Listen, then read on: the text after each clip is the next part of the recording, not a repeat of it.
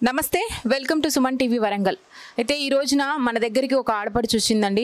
తన ప్రాబ్లమ్ని చెప్పుకోవాలి. అసలు నా పరిస్థితి దారుణంగా ఉంది, నాకు తల్లిదండ్రి లేరు, నాకు వచ్చే ఉద్యోగం ఏదైతే ఉందో తండ్రి తర్వాత వచ్చే ఉద్యోగము గవర్నమెంట్ ఉద్యోగం రాకుండా చేస్తున్నారు అని ఒక అపవాదుతో ఇక్కడి వరకు వచ్చిందండి. ఆమెను అడిగి అసలు ఆమె జీవితంలో ఏం జరిగింది, అసలు ఏం కోరుకుంటుంది, ఆమె విషయాలన్నీ కూడా తెలుసుకుందాము. నమస్తే అమ్మా. నమస్తే. నీ పేరు? షమీం మేడం. ఎక్కడి నుంచి వచ్చావు? నెక్కొండ మేడం, వరంగల్ జిల్లా నెక్కొండ మేడం. నెక్కొండ నుంచి వచ్చావు? అవును మేడం. ఏంటమ్మా అసలు నీ పరిస్థితి ఏంటి? మా నాన్న ఒక ఎంప్లాయీ మేడం, అక్క చెల్లెల మేడం, నేను రెండో అమ్మాయిని మేడం. మా పెద్ద బావ 12 సంవత్సరాలు మేడం మా ఇంటికి రాక. కొంచెం మేము ఇల్లు కట్టుకునే టైంకు డబ్బులు సెటిల్ అయినాయి అంటే ఇక మా ఇంటికి వచ్చి డబ్బులున్న బంగారం ఎత్తుకపోతే నా పెళ్ళి ఆగిపోయింది మేడం. ఈ తర్వాత మా నాన్న కొంచెం మా ఇద్దరు చెల్లెల్ని నన్ను చూసుకుంటే మాది మంచిగా ఉండే మేడం ఇల్లు. నా తర్వాత చెల్లె కొంచెం లవ్ అని వేరే అబ్బాయిని ఇష్టపడితే ఇక నా పెళ్ళి ఆపేసి మా చెల్లె పెళ్ళి చేసింది మేడం. మా చెల్లె భర్త చనిపోయింది మేడం. ఇక మేము ముగ్గురం నాన్నతోటే ఇంట్లో ఉండేవాళ్ళం మేడం. ఒక 3 సంవత్సరాల కిందట మా నాన్నకు 5 సంవత్సరాల కిందట పక్షవాతం వచ్చింది మేడం. కొంచెం హాస్పిటల్లో ట్రీట్మెంట్ చేయించుకుంటే జాబ్కి వెళ్తాను మేడం. 2021లో నాన్నగారు చనిపోయింది మేడం, సెకండ్ కరోనాకు ముందు. ఇక మా అక్క మా పెద్ద బావ మా ఇంటికి వచ్చిళ్ళు మేడం. అప్పటిదాకా రానోళ్ళు వచ్చిళ్ళు. మాకు ఒక 20 లక్షలు నాన్న అకౌంట్లో 20 లక్షలు ఉన్నాయి మేడం. 3 గుంటల ల్యాండ్ ఉంది. అమ్మది 5 తులాల బంగారం ఉంది మేడం. ఒక 50 తులాల వెండి ఉంది మేడం. ఈ అందరూ నాన్న కార్యక్రమాలు అయిపోయినాక జాబ్ ఉంది, పెన్షన్ ఉంది. వీళ్ళు ముగ్గురు నా తర్వాత చెల్లె బతుకు మంచిగా లేదు మేడం. చిన్న చెల్లె లవ్ మ్యారేజ్ చేసుకుంది. నాన్నున్నప్పుడే వెళ్ళిపోయింది మేడం. నీకు మ్యారేజ్ అవ్వలేదు? కాలే మేడం.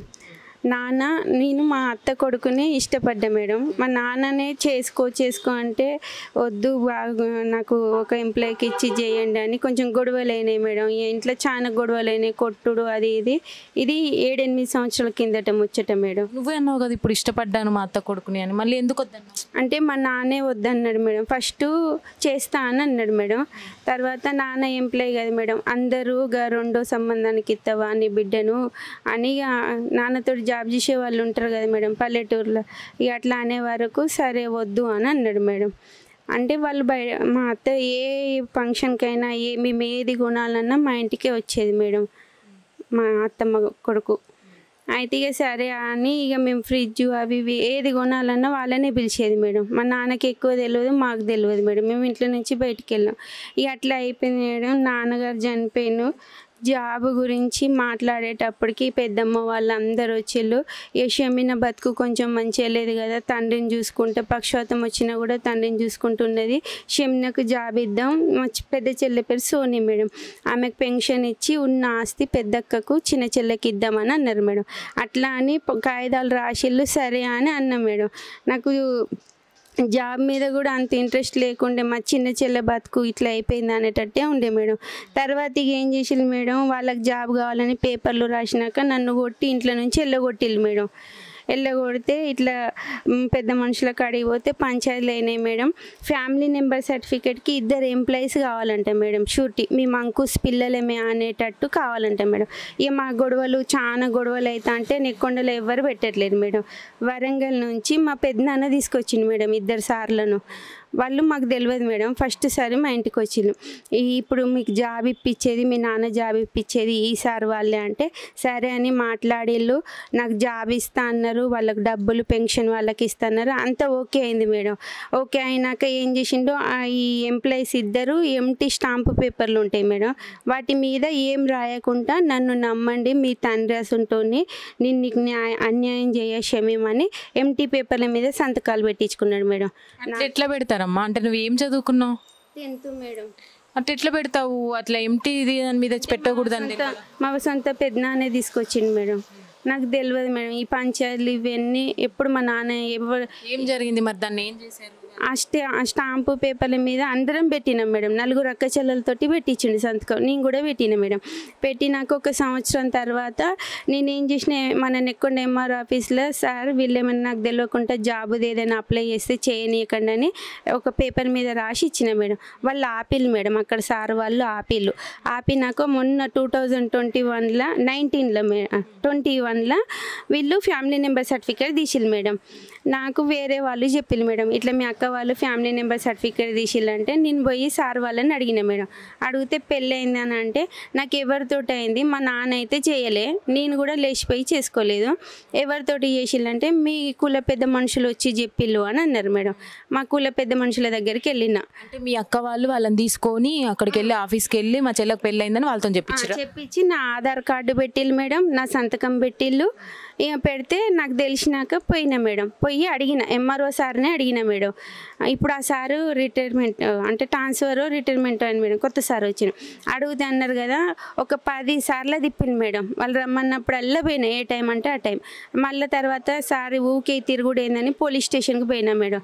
ఛాన్సార్లు పోలీస్ స్టేషన్ పోతే సార్ వాళ్ళు పిలిపిస్తారు, సార్ వాళ్ళ మాటలు వీళ్ళు వినట్లేరు మేడం. కూర్చుంటా అంటారు, కూర్చోట్లేదు. ఇక నాకు ఓపిక నశించి మన జిల్లా కలెక్టర్ సార్ దగ్గరికి వచ్చినాయి మేడం.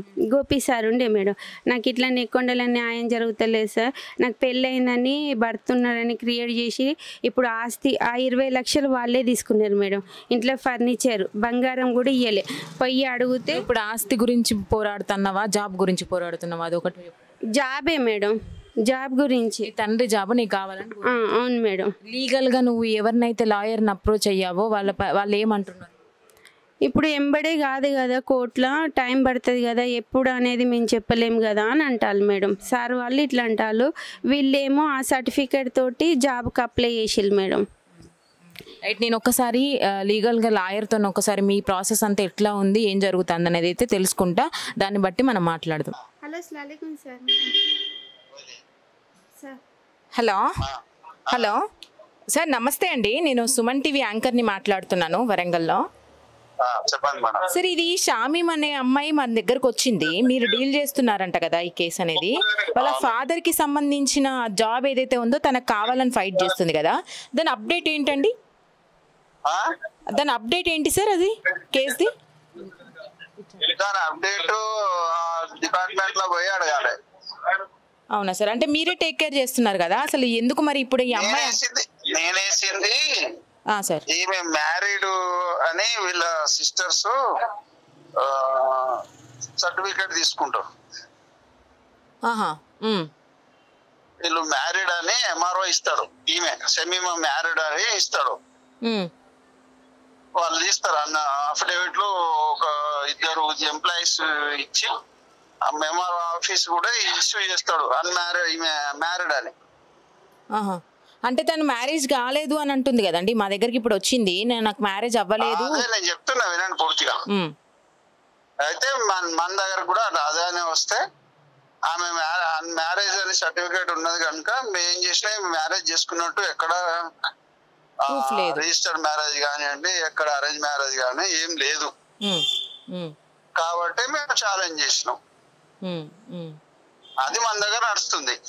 ఓకే, ఎన్ని రోజులు పట్టదు సార్? అంటే మనకి అందాదా అట్లా కోర్టులలో ఎక్కడైనా డేట్లు చెప్తారా? అదే ఇప్పటికీ 7 times 8 times అయిందంట. అంటే తను మాకు అప్రోచ్ అవ్వడం ఏంటంటే, నాకు బాగా ప్రెషర్ వస్తుంది మేడం, నేను తట్టుకోలేకపోతున్నాను, నాకు అది జాబ్ ఇవ్వట్లేదు, కొంచెం మీ ద్వారా అన్న వాళ్ళకి తెలియాలి అని. డిపార్ట్మెంట్ ఈమె పేరు నామినీ ఉన్నది. నామినీ ఉంది. ఓకే, ఉన్నది. అక్కడ జిల్లా పరిషత్ పోయి వాళ్ళ నామినీ ఉన్నప్పుడు ఎందుకు ఆపుతాను అంటే వీళ్ళ చెల్లెళ్ళు పోయి అక్కడ అబ్జెక్షన్ చేశారు. ఈమె మ్యారీడ్, ఈమెకి ఇవ్వద్దు అని వాళ్ళు పెట్టుకున్నారు. సరే సార్, అంటే మీ నుంచి ఏదైతే ఆమెకు సహకారం మ్యారీడ్ అన్మ్యారీడ్ మాకు డిక్లరేషన్ కావాలి.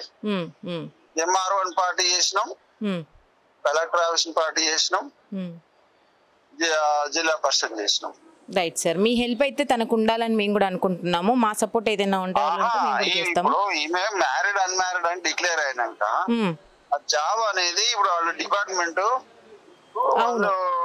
ఏం చేస్తారు, ఎవరికి ఇస్తారు? నామినీకి ఇస్తారా? వాళ్ళట అందరు కలిసి రాండి మీరు అన్నారని ఈమె చెప్పింది సెమీమా. అది అట్లనే వాళ్ళు పెండింగ్ పెట్టిర్రు. వీళ్ళు అక్క అంటే డిస్ప్యూట్ నడుస్తాను. Okay okay. ఒక ఆమె వాళ్ళ నాన్న పెళ్లి చేసిండు, ఈమె పెళ్లి మధ్యంతరం ఆగింది. ఒక ఆమె పెళ్లి చేస్తే భర్త వదిలిపెట్టిండు. ఒక ఆమె లవ్ మ్యారేజ్ చేసుకున్న ఎస్సీని. ఈ ఎస్సీ చేసుకున్న ఆమె బాగా ఫోర్స్ చేస్తాను వాళ్ళు. ఆమె జాబ్ దొబ్బిపోదామని. ఈమె పెళ్లి కాలేదు, ఈమె మీద నిందలేసి ఈమెకు అన్యాయం చేస్తున్నారు వాళ్ళు. అదే సార్. సరే సార్, ఇప్పుడైతే మా స్టూడియోకి వచ్చింది, మేము కూడా మాట్లాడుతున్నాము. సరే, మీతో మాట్లాడుతూ కూడా మాకు కొంచెం క్లారిటీ వస్తుంది అని చెప్పి మీకు కాల్ చేయడం జరిగింది. ఇప్పుడు ఇది ఏంటంటే సార్, ఫస్ట్ ఇది ఎంఆర్ఓ ఎట్లాగో రుజువు లేని ఇవ్వకూడదు, కొంచెం వాళ్ళకు దెబ్బ ఇది కోర్టుకు వచ్చింది కనుక వాళ్ళు మళ్ళీ అన్మ్యారీడ్ అని డిక్లేర్ చేస్తారు. చేసినాక డిపార్ట్మెంట్ ను మళ్ళీ వీళ్ళు పెట్టుకోవాలి. డిపార్ట్మెంట్ లో నామినీ ఉంది కనుక నాకు ఇవ్వాలని పెట్టుకుంటే వస్తుంది.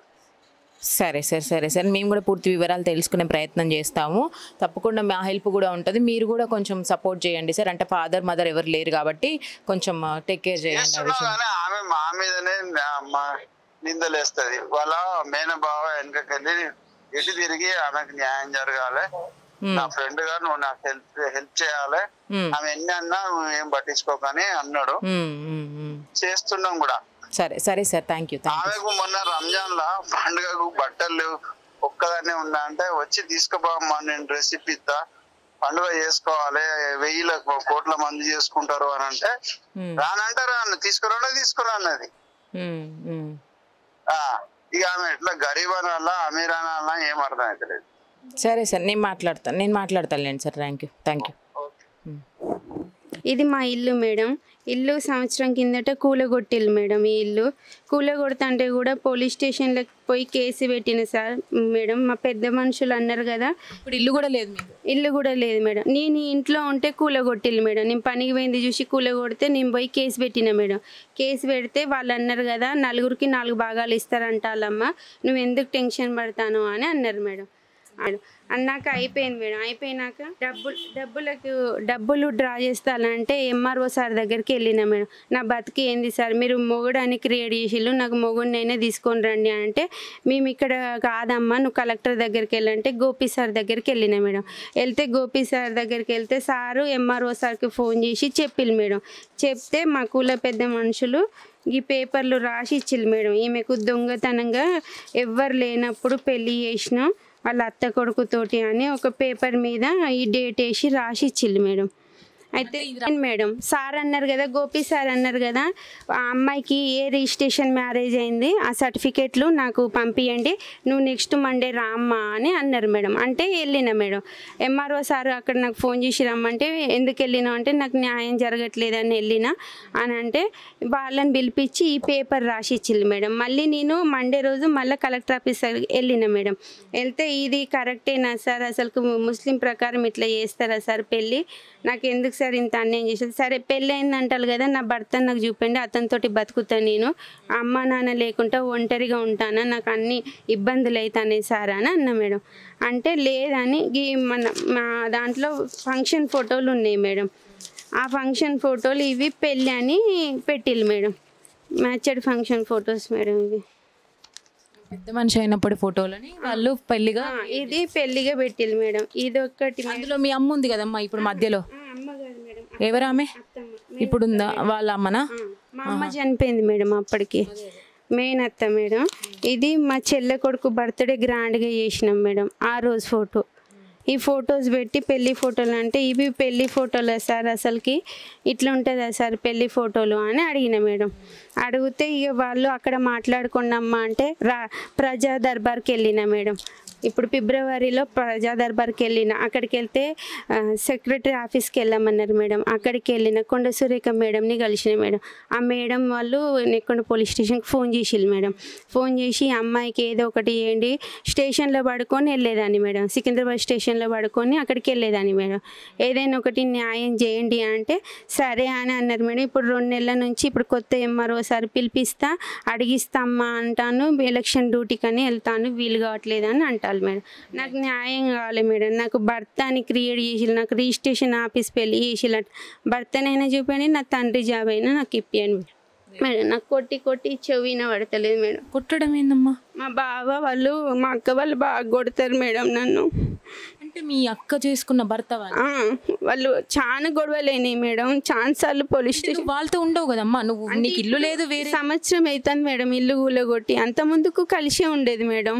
మా పెద్ద చెల్లి నేను నాన్న ఇంట్లోనే ఉండేది మేడం. వాళ్ళు నన్ను నాన్న చిత్రహింసలు పెట్టిరు మేడం, నా బట్టలు గాలే పెట్టిళ్ళు, నాకేమి ఇయ్యలే మేడం. నేను అందరి దగ్గర నెక్కొండలా ఒక్కొక్కరు నాకు గిన్నెలు కొనిచ్చిళ్ళు, ఒకళ్ళు ఫ్యాన్ కొనిచ్చిళ్ళు, ఒకళ్ళు బట్టలు కొనిచ్చిళ్ళు. ఇప్పటికి కూడా నేను ఏదైనా కావాలంటే అడుక్కుంటాను. నేను పని చేసే కాడ కూడా నన్ను పని చేయనీయకుండా తీసేయండి అని వచ్చి గొడవ చేస్తాను మేడం. కుట్టడం ఏందమ్మా ఆడపిల్ల మీద బాగా కొట్టిల్లు మేడం. కొడితే అక్కే కదమ్మా నీ తోడపుట్టిన. ఇంకా మా బావ కొడితేనే ఈ చెవు సరిగ్గా వినబడదు మేడం. నాకు హాస్పిటల్కి వెళ్తాను మేడం, నాకు మందులకు సరిపోతలేవు, నాకు రెంట్కి సరిపోతలేవు, 5,000 బతుకుతాను మేడం నేను. నాకు ఇబ్బంది అయితే నాకు 2 నా బతుకుని ఇట్లా ఖరాబ్ చేసింది గవర్నమెంట్ ఎంప్లాయీ మేడం. ఈయన సర్టిఫికేట్ ఇచ్చుడుతోటే నాకు ఇల్లు కూలగొట్టిల్లు.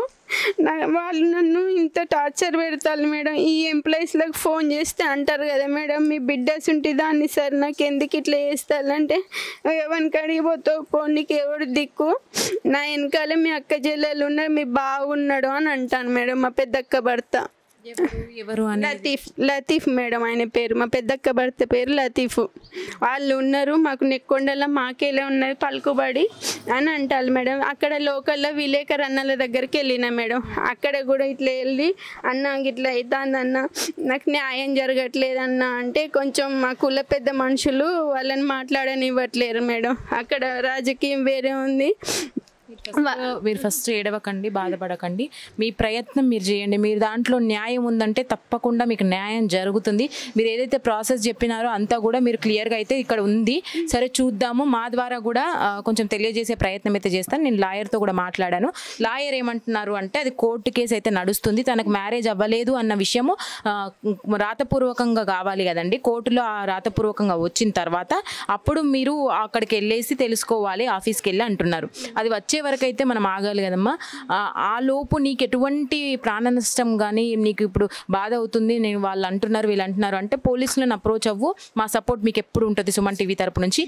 ఏ విషయమైనా కూడా నువ్వు షేర్ చేసుకోవచ్చు, తప్పకుండా మేము అందరం ఉంటాం. నువ్వు బాధపడాల్సిన అవసరం లేదు. తల్లి తండ్రి లేరు కాబట్టి నువ్వు పోరాడుతున్నావు ఒక్కదానివి, మా సపోర్ట్ అయితే మేము ఇస్తాము. కానీ దీనికి మాత్రం ఒక ప్రాసెస్ అంటూ ఉంటుంది. ఆ లాయర్ చెప్పినట్టుగా కోర్టు నుంచి అది వచ్చిన తర్వాత మనం ఏదన్నది నిర్ణయం తీసుకుందాము. అప్పటి వరకు అయితే మీకు ఏదైనా ప్రాబ్లం వస్తే థ్రెట్ వస్తే మాత్రం పోలీసులను తప్పకుండా ఆశ్రయించు. ఓకేనా? ఓకే. విన్నారు కదా, తన గాదైతే తను చెప్పింది. తల్లి తండ్రి లేరు, ఆ ఆస్తి విషయం నాకొద్దు, జస్ట్ నేను బతకడానికి కావాలి, ఇల్లు కూడా లేదు, నేను బయట ఏదో రెంటుకుంటున్నాను. అటువంటి పరిస్థితులలో తండ్రి ఏదైతే ఆదాయం ఏదైతే ఉందో, తండ్రి గవర్నమెంట్ జాబ్ అటెండర్గా చేసేవాడు, నాకు అది వస్తే నాకు ఫ్యూచర్గా కూడా ఇబ్బంది కాకుండా ఉంటుందని అయితే వాళ్ళు చెప్తున్నారు. ఏ విషయమైనా తను మాట్లాడిన దాని ప్రకారము చూద్దాము ఏం జరగబోతుందో. లాయర్తో కూడా మనం మాట్లాడాము. ఆ ప్రాసెస్ అనేది తనకు మ్యారేజ్ అవ్వలేదు అనే విషయము కూలంకుషంగా తెలవాల్సి ఉంది. కోర్టు నుంచి మనకు అది వచ్చిన తర్వాత ప్రొసీడ్ అవుదాం ఏ విషయమైనా కూడా.